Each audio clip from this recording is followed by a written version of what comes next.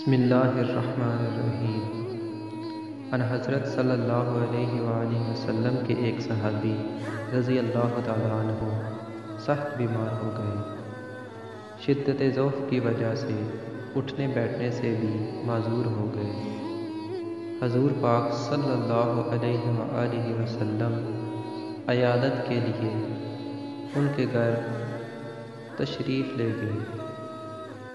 بیمار صحابی نے جب آپ صلی اللہ علیہ وآلہ وسلم کو دیکھا تو خوشی سے نئی زندگی محسوس کی، اور ایسا معلوم ہوا کہ جیسے کوئی مردہ اچانک زندہ ہو گیا ہو۔ زہ نصیب، اس بیماری نے تو مجھے خوش نصیب کر دیا، جس کی بدولت میرے غریب آنے کو شاہ دو عالم صلی اللہ علیہ وآلہ وسلم کے پائے اقدس چومنے کی سعادت حاصل ہوئی۔ اس صحابی نے کہا، اے میری بیماری اور بہار اور رنج و غم اور اے درد اور بیداری شب، تجھے مبارک ہو بسبب تمہارے اس وقت نبی پاک صلی اللہ علیہ وآلہ وسلم میری عیادت کو میرے پاس تشریف لائے۔ جب آپ صلی اللہ علیہ وآلہ وسلم ان کی عیادت سے فارغ ہوئے تو آپ صلی اللہ علیہ وآلہ وسلم نے ارشاد فرمایا، تمہیں کچھ یاد ہے کہ تم نے حالت صحت میں کوئی نامناسب دعا مانگی ہو؟ انہوں نے کہا، مجھے کوئی یاد نہیں آتا کہ کیا دعا کی تھی۔ تھوڑے ہی وقفے کے بعد حضور صلی اللہ علیہ وآلہ وسلم کی برکت سے ان کو وہ دعا یاد آ گئی۔ صحابی نے عرض کیا کہ میں نے اپنے اعمال کی کوتاہیوں اور خطاؤں کے پیش نظر یہ دعا کی تھی کہ اے اللہ، وہ عذاب جو آخرت میں آپ دیں گے وہ مجھے اس عالم دنیا میں دے دیں،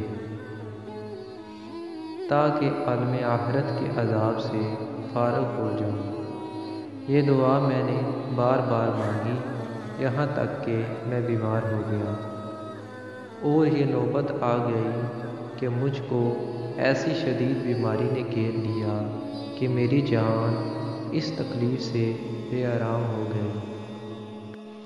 حالت صحت میں میرے جو معمولات تھے، عبادت و ذکر الہی اور اوراد و وظائف کرنے سے عاجز اور مجبور ہو گیا۔ برے بھلے اپنے بیگانے سب فراموش ہو گئے۔ اب اگر آپ صلی اللہ علیہ وآلہ وسلم کا روئے اقدس نہ دیکھتا تو بس میرا کام تمام ہو چکا تھا۔ آپ صلی اللہ علیہ وآلہ وسلم کے لطف و کرم اور غمخواری نے مجھ کو دوبارہ زندہ کر دیا۔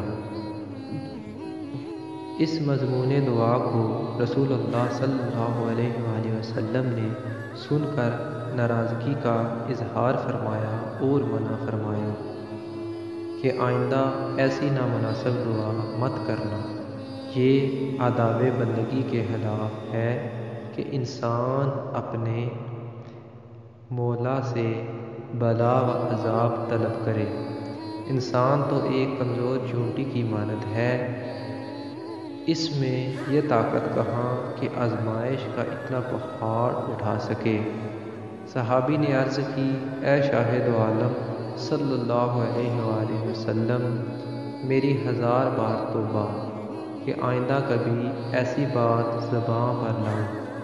حضور صلی اللہ علیہ وآلہ وسلم، میرے ماں باپ آپ صلی اللہ علیہ وآلہ وسلم پر قربان، اب آئندہ کے لیے میری رہنمائی فرمائیں۔ آپ صلی اللہ علیہ وآلہ وسلم نے اس کو نصیحت فرمائی۔